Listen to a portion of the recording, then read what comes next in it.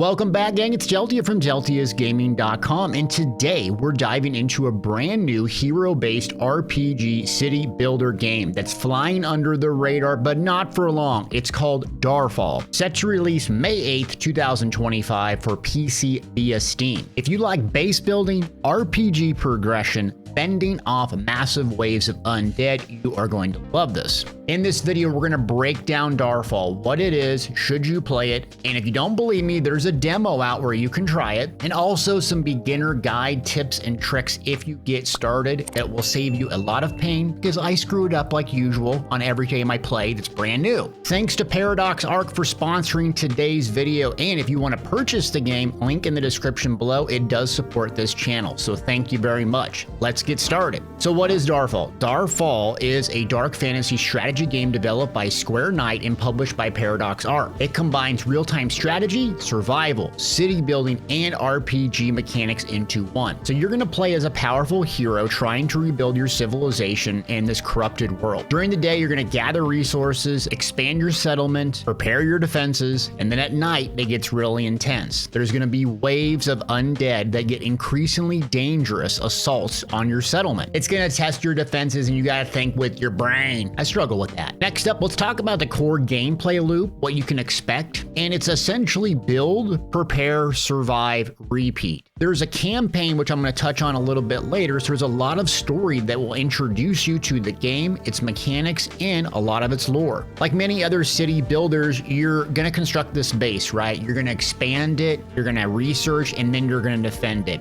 So everything from sawmills to farms to guard towers, blacksmiths, so on. Then you're going to need to assign workers, manage food, craft weapons and gear, upgrade your units, build a military, build basically anything. And then you got to prepare. So you'll have a hero. That's what kind of sets the game apart, which is the RPG elements. This hero acts as your main unit with upgrade and progression. More on that later. So with your hero and your base, you're going to have to set traps, plan your defense. Like, what are you going to do? Put a tower here, set up archers, prefer magic. There's just a lot to manage. And what's interesting and different about this Darfall is that you're managing a lot of systems at once, not just one. So it's not just base building, it's not just units. You're gonna have this hero and it can go out and explore and harvest materials for you. While you're working, busy chopping down trees and mining ore, you're gonna be sending this hero out and having these two elements you're gonna have to balance. And the best approach is exploring, leveling up, collecting materials with your hero. Meanwhile, your city is harvesting materials. This constant ebb and flow is what I love about the RPG city builder elements. So I'll be honest, when I was playing Darfall, I sucked at the game. Initially, halfway decent now, but I knew I loved it because I didn't have music on in the background. I had all my attention because every second you have to have a lot of urgency. You can't just screw around with your hero or your city, or you're just going to get overwhelmed by these incoming hordes, even during the campaign. But it does slowly introduce you to the mechanics. You just have to balance so much stuff at once. I find it super fun, but it took all my brain horsepower, which isn't much. And again, this campaign will slowly introduce you to these systems. It's voice acted, engaging story, and it has a bunch of cool different types of missions, not just, hey, go out and do this. You have to defend troops, you have to build a city, you might have to go explore and find some lost stranded villagers that you save, a lot of different variety. So next up is these hero elements that I've been talking about, and Darfall incorporates RPG elements via the hero, which includes progression, just like Diablo. You have a skill tree, passive perks, armor, which includes weights and bonuses, consumables to help you heal and restore magic. So therefore, you can customize this hero to your individual liking. I chose to do a healer spellcaster, which is kind of odd. I'm usually a meathead,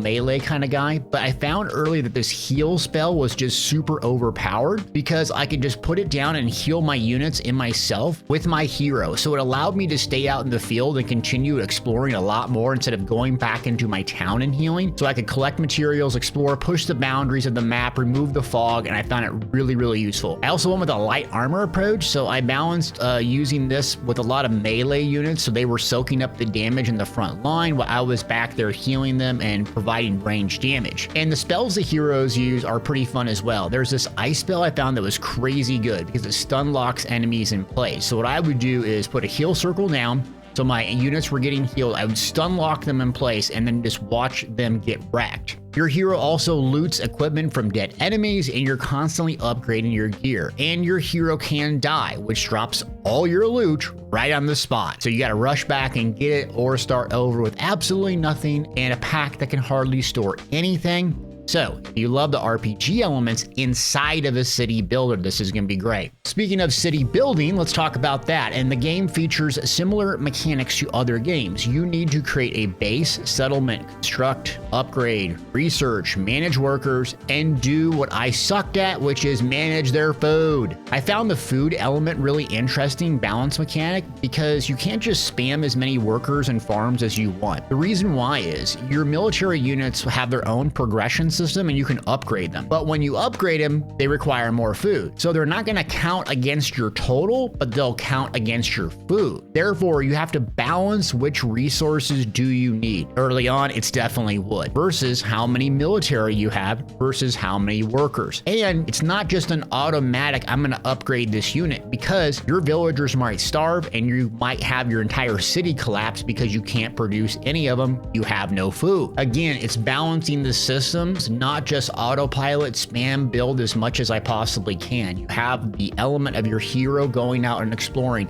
giving them individual units to micromanage and destroy things. You have to get the defense of your city up. You have to manage the food and your minerals and all sorts of wood. It's just a lot going on, which is really fun if you like micromanaging all those systems. Another cool aspect is the defense mechanism. So I love a good old tower defense game, and Darfall has that as well. With all the other things you're managing, you're gonna get attacked at night or during the campaign, it's kind of constant. The enemies get progressively harder to kill. So it's not like you can just drop 2 ballistas or a tower and then never have to manage your defense again. Nope, you're gonna have to repair the walls, add new towers, and in the campaign, divide your forces. Meaning they'll give you, let's say, like 5 units. So like a noob, I took all 5 units out to murder undead, only to find out I didn't build enough ballistas back in my base. I had to drag my entire force back to the base, kill the undead, redo the entire defense, and basically screwed up my city. So as you can see, it's a constant balancing act of resources, and you're always wondering, do I have enough units with my hero to take out the enemies outside the city? And do I have enough troops back in the rear to defend the onslaught? That's the amazing gameplay loop it takes every second, every brain cell. The game also features a custom map maker that allows you to build maps and share it. And then, as I said earlier, you can download the demo if you're skeptical and want to try it. So who should play Darfall? I think I've explained this a lot already, but it's people that like city builders, but also like RPG. If you like intensity and very difficult gameplay, I would say this is for you. It does have an easy difficulty, which will get you accustomed to the game, but I'm not very good at city builders. I put it on medium and found myself dying constantly, which was kind of fun because I was learning. That's what I really liked about this game. So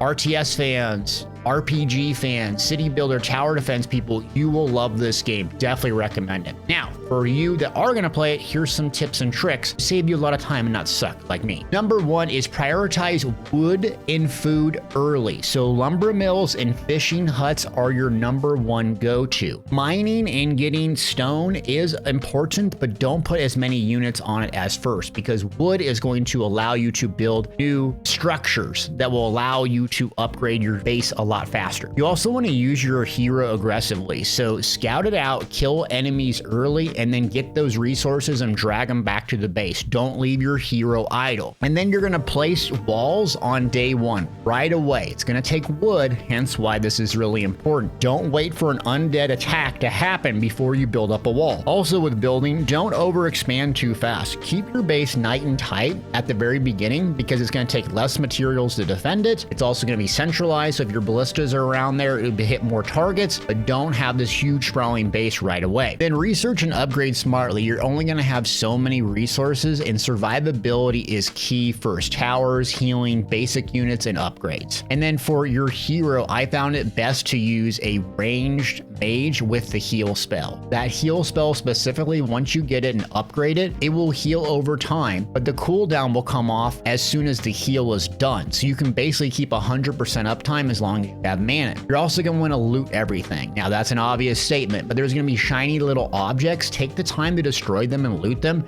They're going to give you tons of material you can bring back with your hero and really upgrade your base. Another thing you can do is hit the tab key to fast forward time. I think it's 2 times. So you can do that if you're waiting on something you're not doing or you need to regen mana. You also can reset your skills once a day. Do this if you pick a wrong skill or you want to experiment and just respec. Highly recommend trying that ice spell. It stun locks enemies in place and just makes it easy mode to kill them if they're about your level. Another thing I found out to do was pausing a lot. You can pause the game. And so what I would do is I'd pause the game, calm down, catch my breath. I can micromanage individual targets on what to attack and why. I could go back to my base, do a bunch of upgrades and builds, instead of just trying to manage everything at live. Also, you can scout with a random unit too if your hero is busy doing something. You can do keybinds. So the really good players will have like 50 different keybinds for a bunch of different units, so they can kind of micromanage it all at once. Definitely do that. And then after a fight or your village gets invaded and you've destroyed them, make sure to repair. It's a little icon, kind of like a hammer.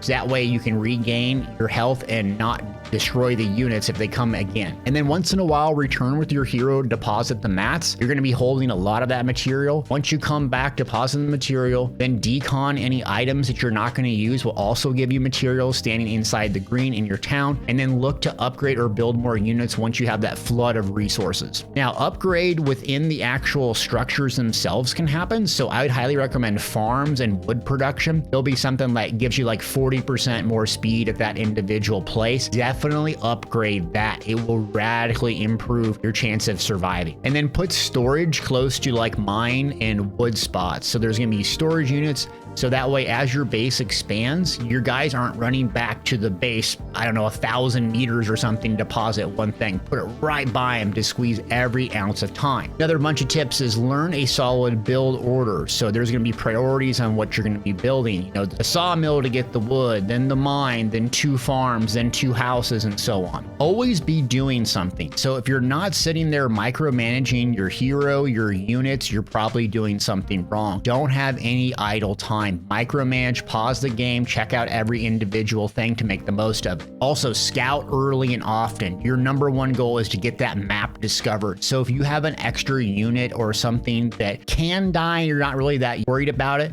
make sure to chuck them out there and see what's out there to explore. Also, your hero can get those resources and bring them back, so you've got to have this balance of constantly on the grind exploring. Then when it comes to setting up your defense, use the environment to your advantage. There's going to be natural choke points. That's where you want to funnel enemies to. And then when you set up your ballista, you want to have intersecting fields of fire. So when you go to put a ballista down or a tower, it will give you this big circle. So you want multiple units that can shoot the same point, ideally that choke point. So all the enemies are funneled through and they're just getting drilled. And the ballistas will knock them back. So if you have enough of them, they just keep getting knocked back and can barely go in. Then you repair your walls, and you don't have to have nearly the amount of guys back there to deal with them. Remember, micromanaging works. So when you're getting targeted with your squishy little spellcaster, pause the game, click that individual unit, and then start kiting around with it, and then have your other tanky units attack whoever's attacking you. Micromanage it. Don't do it all at once like I did, like a noob. Also understand counter units. So you can have your melee guys or your range casters attack some specific target that's vulnerable versus going on and attacking whatever's in front of you. Be specific about it. When you're building up your military, you want to have a composition that is suited around your hero, right? So if you're a melee build hero, don't be getting a bunch of melee build units. You can also get healers, you can get range damage dealers, melee, and different kinds. So the Holy Trinity does work here: healer, tank, DPS. Having a balanced force will make a huge difference when you actually get in these engagements versus all melee or spellcasters or so on. Touch on this briefly, but do the hotkeys, and you can hotkey not only military units, but your bases. So when you're out in the field, you can click, 7 or something and go back and go, oh, I need some more planks. Here we go, get 10 planks. So those keybinds are essential for speedy production. When you're going to upgrade your military units, so they'll have a little star above their head, white or gold, look at the upgrade potential if you have the material, and then factor in the food cost. What is the food cost?